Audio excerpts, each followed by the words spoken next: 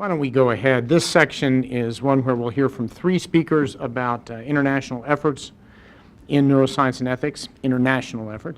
One of our speakers, Nikolas Rose, is remotely. Dr. Rose, are you hearing us? Yeah, I can hear you. Can you hear me? Very well, thank you. Very well. In fact, we will start with you.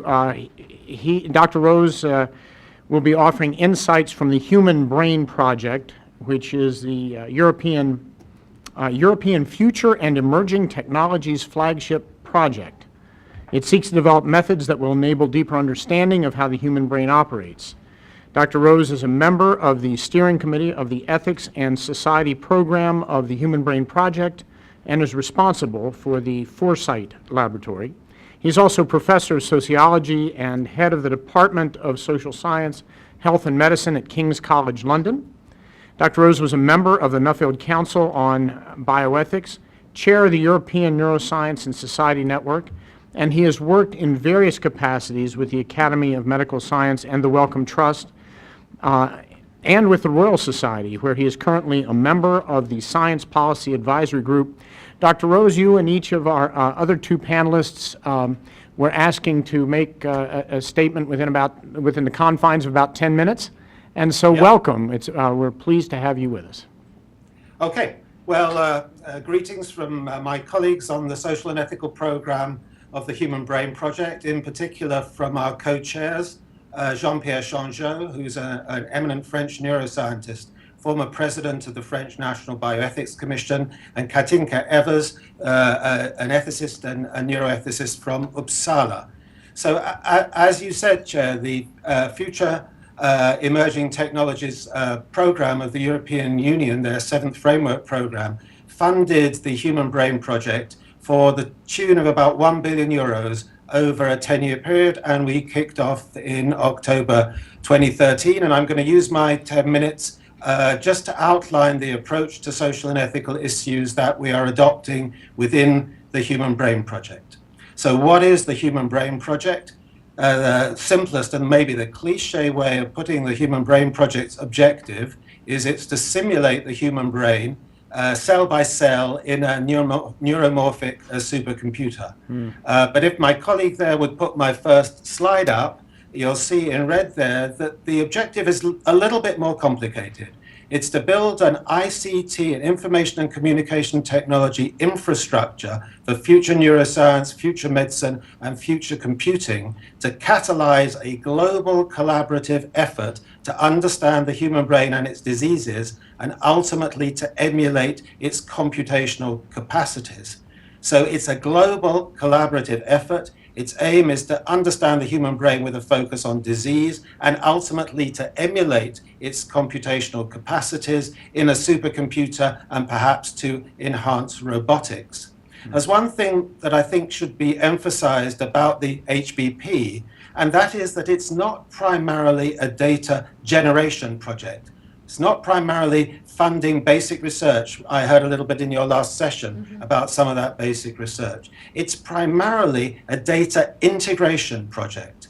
That is to say, it's a project that seeks to collate, to federate, and to aggregate data, both clinical data and neuroscience research data from across the world, and especially across Europe, to extract from that certain basic principles and to use those principles to simulate or to emulate human brain capacities in a supercomputer in order to model and hopefully to model the nature, the causes, and hopefully the treatments for diseases.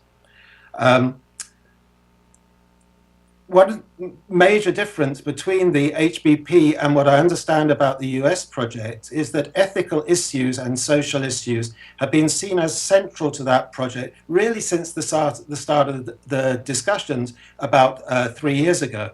And from the beginning of those discussions, it was agreed that a certain proportion of the funding from the HBP, if it was successful, should be devoted to the social and ethical program. About 3% of the funding, and when the first tranche of the funding was announced a few months ago, 3% of that funding did come to the social and ethical program.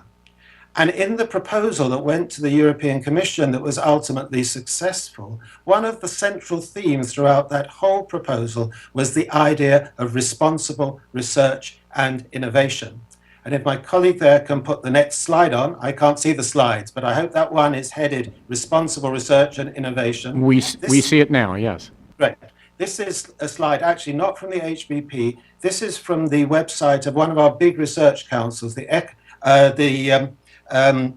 EPSRC, the Engineering and Physical Sciences Research Council, and it outlines, I think, very clearly their research, their approach to responsible research and innovation. And unsurprisingly, I'm highlighting this because some of my colleagues working in synthetic biology were involved in these formulations.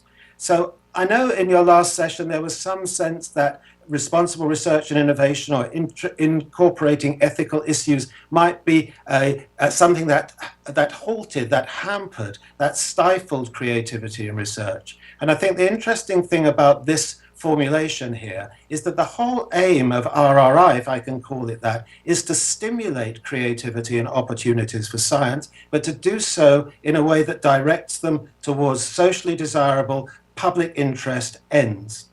It recognizes right early in the research that there are questions that innovation raises, dilemmas that innovation raises, that often pose ambiguous questions for those in society and those who are policymakers. And unless you begin to tease out those implications very early on, then major problems can arise in terms of social acceptability of that research, and indeed in terms of the direction of that research.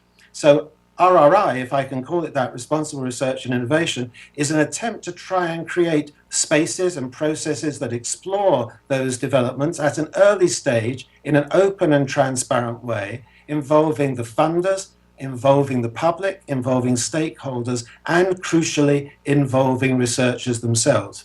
And our view, and I think it's one that you can see demonstrated in a number of areas of science, is that this doesn't actually make the science weaker. It helps to make the science and the development more robust. So if I can just go to the next slide and just outline very briefly how we're making that practicable within the social and ethical program. There are 5 streams of the work that we're doing. The first is the Foresight Lab, and that's the area of the work that I'm responsible for overseeing. Foresight, or anticipatory governance, is an attempt to work with stakeholders, with scientists, with researchers, and with policymakers to anticipate the potential developments of a new scientific process, a new set of technological developments, to work out the scenarios of what would happen if certain technical developments and scientific developments did come to fruition, to think through what their implications might be, and to feed those back into the developing science itself, to help increase the awareness and understanding of the researchers themselves about the implications of their work. The second mainstream is conceptual and philosophical analysis. The Human Brain Project is a simulation or an emulation project, emulating or simulating the human brain in a computer. And what does it mean to emulate or simulate a human brain in an artificial environment like a computer? Clearly, questions of personhood, of self, of volitional control, of responsibility, of consciousness are all involved there. And the aim of this conceptual and philosophical analysis is to try and think through those implications. Thirdly, as I've already emphasized, responsible research and innovation is committed to a kind of transparent and open dialogue with stakeholders. There's a view, especially in Europe, that there's public distrust of scientific research, and that public distrust of scientific research can hamper the development of that research. In fact, the research evidence is a little bit more complicated than that, but everything suggests that the more open, the more transparent, the more dialogic the researchers are about what they're trying to do, about why they're trying to do it, about what they see the benefits, about what they see the risks, about what their hopes for, and about what their aspirations are, the more that's an open and transparent process, the better it should be. That links into the fourth theme, which is of researcher awareness, which is trying to build a kind of reflexive understanding amongst the researchers themselves about what it is that they're doing. And in the last session, which I caught a little bit of on your webcast, I think you see very clearly that that's not trying to get researchers to do something that they're not already doing. The researchers that you had in front of you in the last session showed very clearly that they are committed to thinking through those implications. The same is true of all the young researchers in a massive federated project that's like the Human Brain Project. And the fifth aspect is governance and regulation. Of course, a big project like this requires a very robust governance system, and that was a kind of obligation of the project as far as the funders were concerned. All the research that is being done by the researchers within the HBP will, of course, go through its local research ethics committees, but there is going to be a central research ethics committee to give guidance to those researchers, and there's also going to be an independent ethical, legal, and social aspects committee, which will work with the many ethics committees across Europe.